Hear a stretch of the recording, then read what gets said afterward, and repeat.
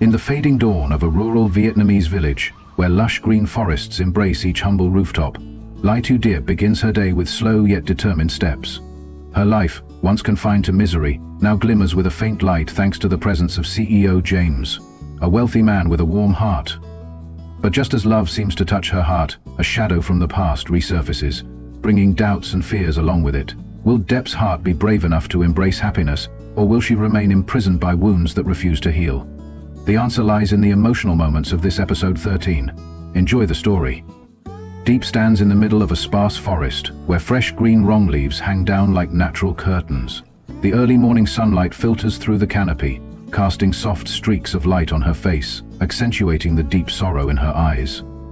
Today she has decided to pick rong leaves to sell, a simple task, yet one that allows her to feel a sense of worth in this unpredictable life.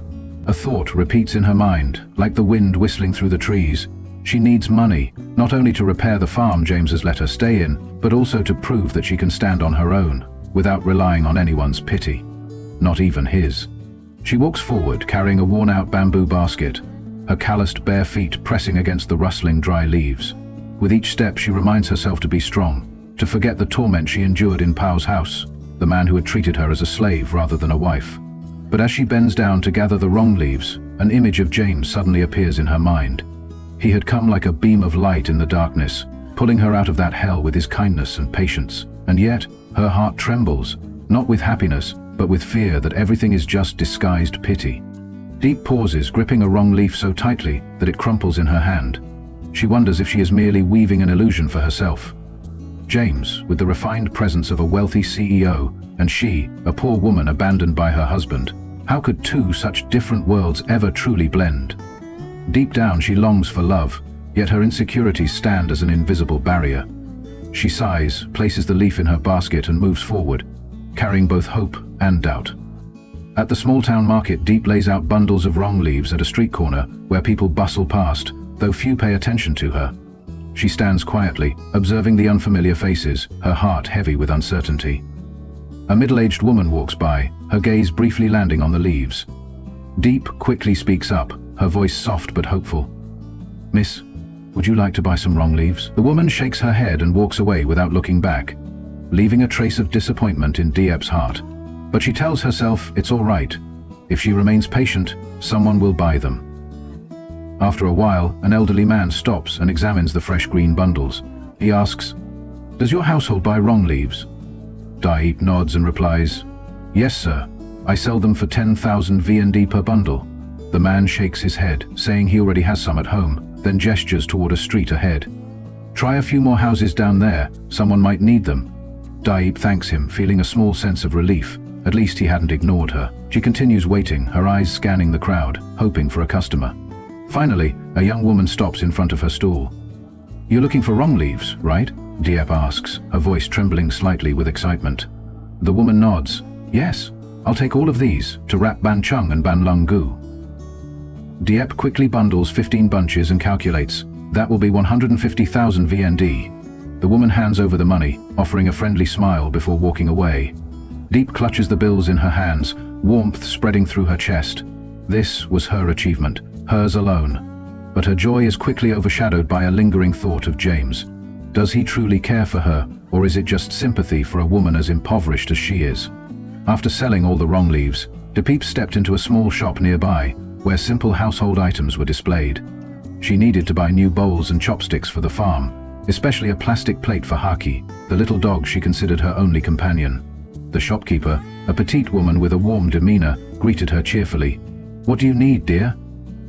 Diep pointed to a stack of bowls. "I'd like to buy some bowls and a plastic plate." The shopkeeper nodded and pulled out a few for her to choose from. Diep carefully examined them, finally selecting a simple yet sturdy set. "That'll be 150,000 VND, the shopkeeper said. Diep reached into her pocket, only to realize she had just 100,000 left. Embarrassed, she murmured, "I only have 100,000. Can I leave 2 bowls behind?" The shopkeeper smiled kindly and agreed. Diep left with a slight sense of relief, though a pang of regret lingered. She had wanted to buy more. On her way back, Diep passed by a small liquor shop, where the pungent smell of alcohol seeped through the old wooden door. A familiar figure flickered in her peripheral vision. Pao. the ex-husband who had turned her life into a living hell. He stood there, a bottle in hand, his eyes clouded with intoxication. When his gaze landed on Diep, a sinister smile crept onto his lips. A thought slithered into his drunken mind. She looks prettier after just a few days apart. I should win her back. She was mine once, after all. The idea made him chuckle to himself as his grip tightened around the bottle, as though he was clutching a devious plan. He staggered back into the shop, ordered another bottle of liquor, and then demanded a cheap bouquet from the owner, carelessly leaving behind the change. In his mind, pursuing Diep was nothing more than a game, a way to soothe his wounded pride, without an ounce of remorse for the suffering he had caused her. Diep had no idea that Powell had seen her. She quickened her pace, a strange feeling gnawing at her chest, making her heartbeat pound against her ribs. It felt as if someone was watching her, yet when she turned around, all she saw was an empty road stretching behind her. It's just my imagination, she reassured herself. The past no longer has power over me. But deep inside, the fear still smoldered, like an ember that had never truly gone out. Back at the farm, Diep set her basket down on the ground, her hands trembling slightly from exhaustion, as she reached into her bag to take out some food for Haki. The little dog wagged its tail excitedly, its bright eyes filled with gratitude as she placed the meal in front of him. "Eat up, be good," she murmured, her voice as gentle as a mother's, as if Haki was the only being in the world to whom she could still give the remnants of her fragile heart. Diep sat down beside him, her slender fingers stroking his soft fur, a rare warmth spreading through her chest. But then, like a breeze carrying both comfort and confusion, the image of James drifted into her mind.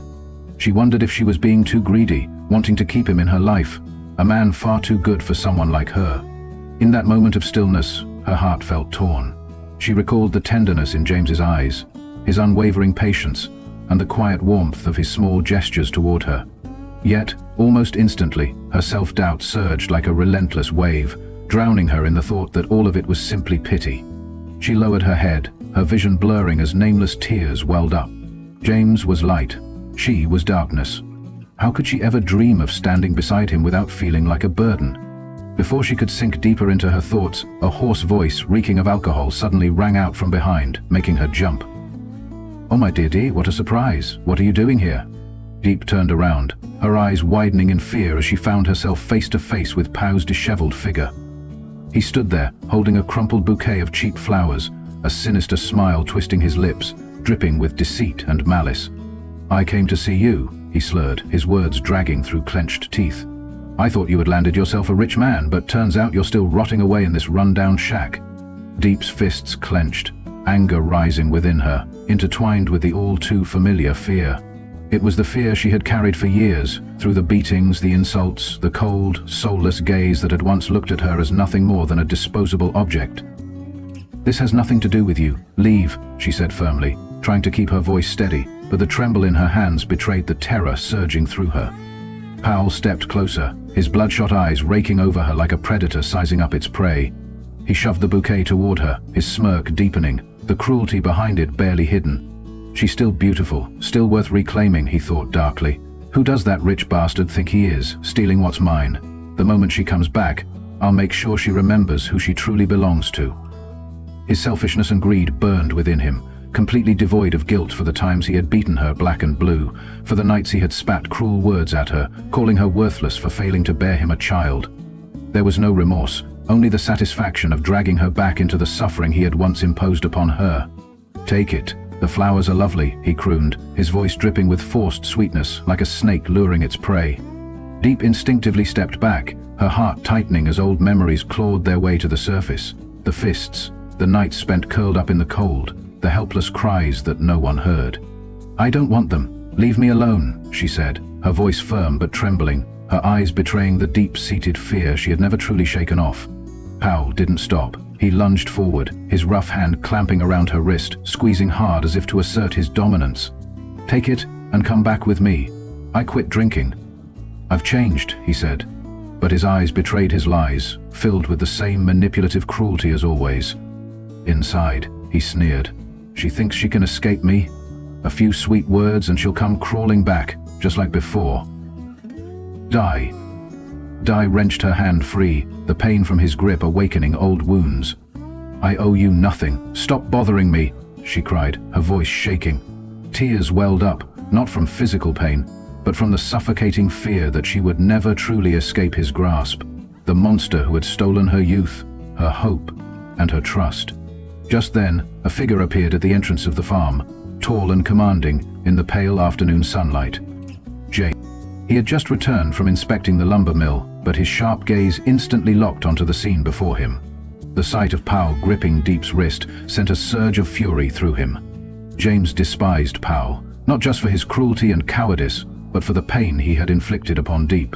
And now, seeing her trembling in fear, James felt something else stir within him, an unbearable ache in his chest.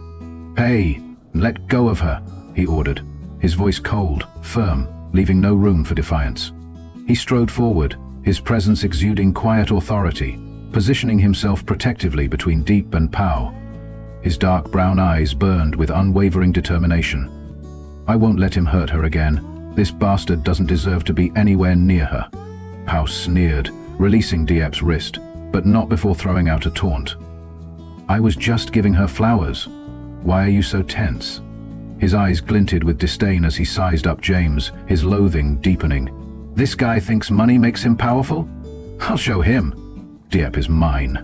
James didn't respond, only staring at Powell with an icy gaze, his disgust evident.